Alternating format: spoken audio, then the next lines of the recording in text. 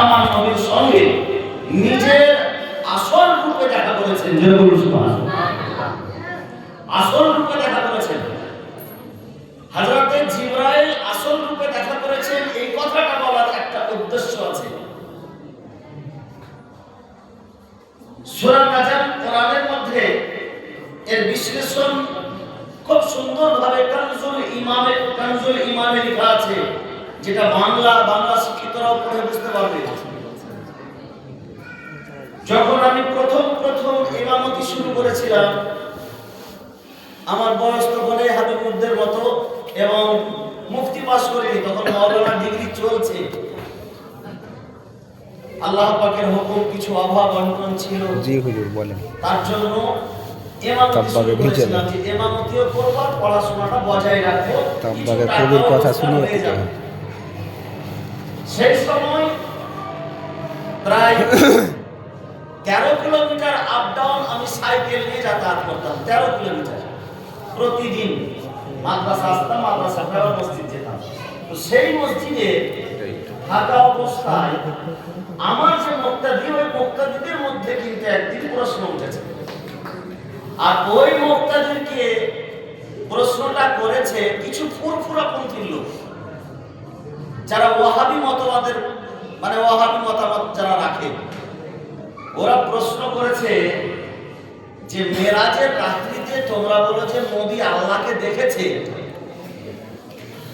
জায়গা শর্ট কেন এই কথাটা তোমাদের মাওলানারা ভুল বলে, এটা কোনো প্রমাণ নেই। ঠিক ছিল, ফের গেল আল্লাহকে নবী দেখেনি। আর যদি দেখেছে তো বলো কি রকম, কোনো তো একটা আকার ইঙ্গিত বলবে।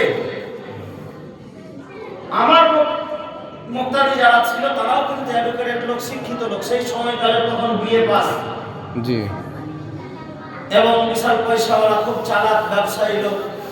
ওরা এসে আমাকে প্রশ্ন করেছে যে আল্লাহ কি, নবী কি আল্লাহকে দেখেছে?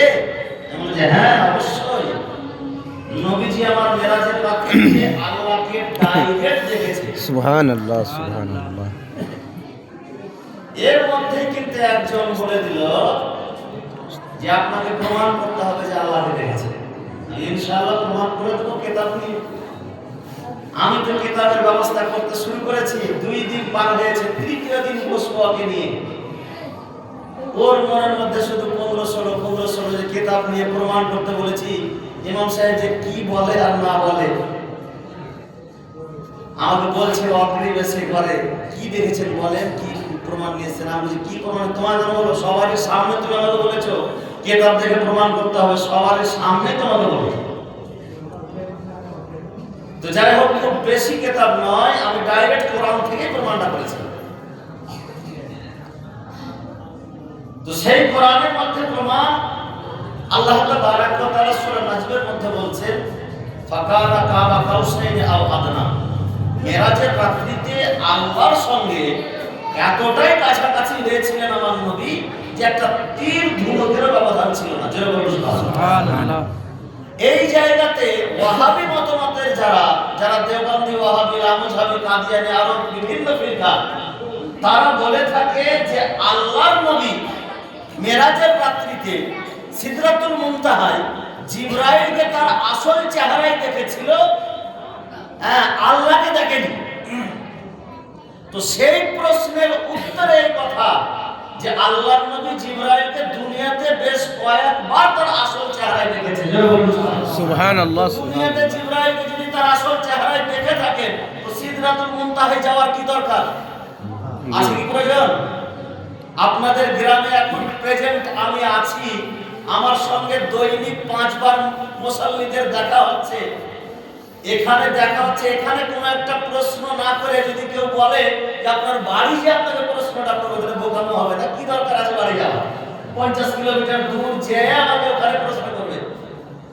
আমি তো আপনার কাছে আছি, আর দেখা হচ্ছে, সাক্ষাৎ হচ্ছে। তো জিবরাইল তো দিনে 5 বার আমার নবীর কাছে এসেছে।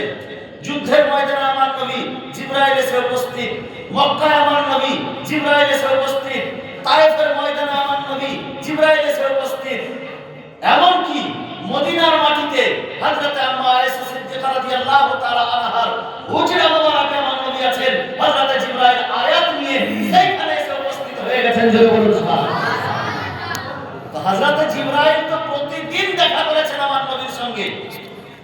প্রকাশ্যরূপে 63 বছরের জীবনে যদি 1 লক্ষ বা 2 লক্ষ 24,000 বার জিবরাইল আমিন আমার নবীর কাছে এসেছেন, তার মানে প্রতিদিন কতবার করে এসেছেন? যে বলুন সুবহানাল্লাহ। যেই জিবরাইল প্রতিদিন আমার নবীর সঙ্গে দেখা করে, সেই জিবরাইলকে দেখার জন্য আমার নবী যাবে সিদরাতুল মুনতাহা। যেই জিবরাইল আমার নবীর কদম মোবারকে চুমো খাচ্ছে, ফাকাব্বালাহু জিবরাইল কাদামাইহে, হযরত জিবরাইল আমার নবীর কদম মোবারকে চুমো দিয়েছেন। যে বলুন সুবহানাল্লাহ। তো যেই জিবরাইল আমার নবীর কদম চুমে, সেই জিবরাইল নিজের দেখা করার জন্য সিদরাতুল মুনতাহা নিয়ে যাবে না। আমার নবীজি স্বয়ং আল্লাহকে দেখেছে। বিরাদরান ইসলাম মুআজ্জাজ মুহতারাম সামাইল ইকরাম, রাসূল পাক সাল্লাল্লাহু আলাইহি সাল্লামের আজকের রাত্রিতে হচ্ছে মেরাজ, অর্থাৎ সশরীরে শারীরিক অবস্থায় আমার নবীজি সাতবার আসমান পার করে আল্লাহর সঙ্গে দেখা করে এসেছিলেন। বিরাদরান ইসলাম, সেই ঘটনাটুকু আজকে খুব সংক্ষিপ্ত আকারে কিছুক্ষণ বলবো আপনাদের সম্মুখে। বিরাদার, সারা পৃথিবীকে আল্লাহ তাবারক ওয়া তাআলা সাজিয়ে সুসজ্জিত করেছিলেন। সেই পৃথিবীকে সাজিয়ে সুসজ্জিত করার পরে কোন কবি বলেছেন, বাদে আলম মে বাদে বাহারি চলি, সরওয়ারে আম্বিয়া কি সওয়ারি চলি, ये सवारी सुए जाते बारी चली, रश के सुबह सबा आज की रात है, रश के सुबह सबा आज की रात है, जुम्बे हुस्नो तलब हर कदम साथ है, दाएं बाएं फरिश्तों की बारात है, दाएं बाएं फरिश्तों की बारात है, सर पे नूरानी चेहरे की क्या बात है, शाहे दूल्हा बना आज की रात है। सुभान अल्लाह माशाअल्लाह। दूल्हा बना आज की रात है, इतने रहमत फरिश्ते छिड़कते चले, फरिश्ता आतुर छिड़कছে সারা পৃথিবীতে, বলে इतने रहमत फरिश्ते छिड़कते चले, जिसकी खुशबू से रास्ते महकते चले, चांद तारे जलों में चमकते चले, कहकुशा तेरे पा आज की रात है, कहकुशा तेरे पा आज की रात है। আমার রাসূল পাক সাল্লাল্লাহু তাআলা আলাইহি ওয়াসাল্লাম উম্মে হানির বাড়ি থেকে যখন রওনা হচ্ছেন, সেই রওনার দৃশ্যটা এরকম যে 70,000 ফেরেশতা আল্লাহর নবীর সঙ্গে আগে পিছে দায়েঁ বাঁয়ে, এবং হযরতে ইসরাফিল আমার হযরতে জিবরাইল আমার রাসূল পাকের সঙ্গে সর্বপ্রথম বাইতুল মুকাদ্দাসে নিয়ে গেলেন, যেই জায়গাতে সমস্ত আম্বিয়া ইকরাম উপস্থিত ছিলেন। সেই জায়গাতে 2 রাকাত নামাজ আদায় করেছিলেন আমার রাসূল পাক সাল্লাল্লাহু আলাইহি সাল্লাম। ইমামুল আম্বিয়া, ইমামতির দায়িত্ব পালন করে ইমামতি করে নামাজ পড়িয়েছিলেন। সমস্ত আম্বিয়া ইকরাম আমার রাসূল পাকের পিছনে নামাজ পড়েছিলেন। জোরে বলুন সুবহানাল্লাহ। নামাজ পড়ার পরে কিতাবের মধ্যে পাওয়া যায় ওয়াআরিজুন নবুওয়াতে মদিনাতুল মুনাওয়ারা দিয়ে নিয়ে গেছিলেন। তখন তো আমার নবীজি মক্কায়, মদিনায় যখন আসলেন আমার নবী, মদিনা যখন পার করছেন আমার নবী, হযরত জিবরাইল বলছেন, ইয়া রাসূলুল্লাহ, এই জায়গাটি এত মধুর জায়গা, এত প্রিয় জায়গা, যেই জায়গাকে দেখে জান্নাত রস করে, জান্নাত তৃষা করে, জান্নাত এই জায়গাকে দেখে গর্বিত হয়। বলে, জিবরাইল, এটি কোন জায়গা?